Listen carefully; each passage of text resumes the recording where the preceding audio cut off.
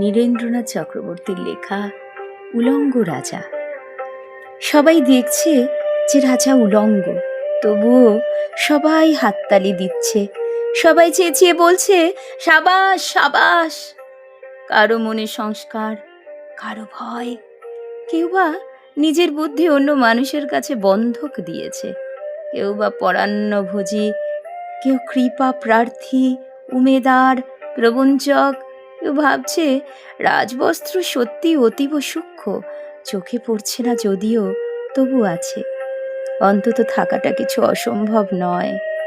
গল্পটা সবাই জানে, কিন্তু সেই গল্পের ভিতরে শুধুই প্রশস্তি বাক্য উচ্চারক কিছু আপাদমস্তক ভীতু, ফন্দিবাজ অথবা নির্বোধ স্তাবক ছিল না।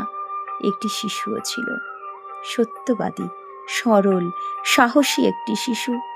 নেমেছে গল্পের রাজা বাস্তবের প্রকাশ্য রাস্তায়, আবার হাততালি উঠছে মুহুর্মুহু, জমে উঠছে স্তাবক বৃন্দের ভিড়। কিন্তু সে শিশুটিকে আমি ভিড়ের ভিতরে আজও কোথাও দেখছি না। শিশুটি কোথায় গেল? কেউ কি কোথাও তাকে কোনো পাহাড়ের গোপন গুহায় লুকিয়ে রেখেছে, নাকি সে পাথর, ঘাস, মাটি নিয়ে খেলতে খেলতে ঘুমিয়ে পড়েছে কোনো দূর নির্জন নদীর ধারে, কিংবা কোনো প্রান্তরের গাছের ছায়ায়? যাও, তাকে যেমন করেই হোক খুঁজে আনো। সে এসে একবার সে উলঙ্গ রাজার সামনে নির্ভয়ে দাঁড়াক। সে এসে একবার এই হাততালির ঊর্ধ্বে গলা তুলে জিজ্ঞাসা করুক, রাজা, তোর কাপড় কোথায়?